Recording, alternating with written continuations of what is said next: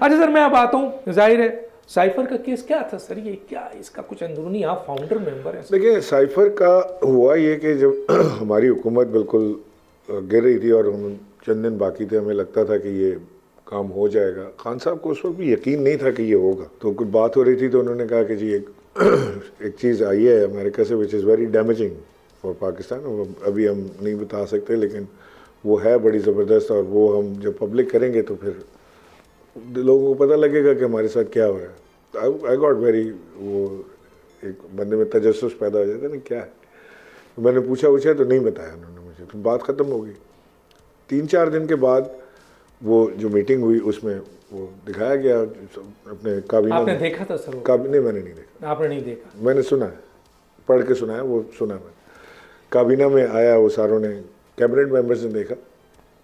ہم لوگ وہ سائفر جو امریکہ سے آیا تھا وہ اس جگہ پر پڑھ کے سنایا گیا, لوگوں نے دیکھا, آپ نے صرف سنا اس کی ورڈنگ؟ جی کابینہ کے ساتھ شیئر کیا تھا, کیبنٹ کے ساتھ وہ انہوں نے, اور اس کے بعد پھر وہ جلسے میں لے کر آئے تھے.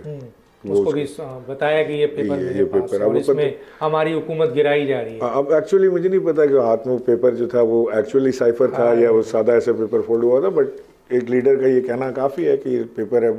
بھٹو نے بھی پیپر دکھایا تھا ایک دفعہ, تو ضروری تو نہیں تھا کہ وہ اوریجنل خطی تھا. تو وہ سائفر کی سٹوری تھی.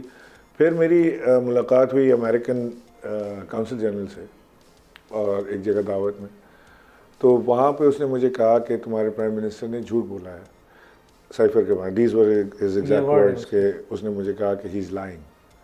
تو جس کے اوپر میری اس سے کافی, میری دوستی بھی تھی اس سے, ہمارا اٹھنا بیٹھنا تھا, تو میرے سے کافی تلخ کلامی ہوئی اس کے اوپر. میں نے اس سے کہا کہ تم نے الفاظ ٹھیک استعمال نہیں کیے اور تمہیں ایسا نہیں کہہ سکتے تم کسی ملک کے سابق وزیر اعظم کے لیے. اس نے کہا کہ تم یہ کس دن پروف ہو جائے نا عمران تمہیں کہ یہ ٹھیک ہے, میں تم سے معافی مانگوں گا, ریٹن اپالوجیز تم سے. بڑی بات کی.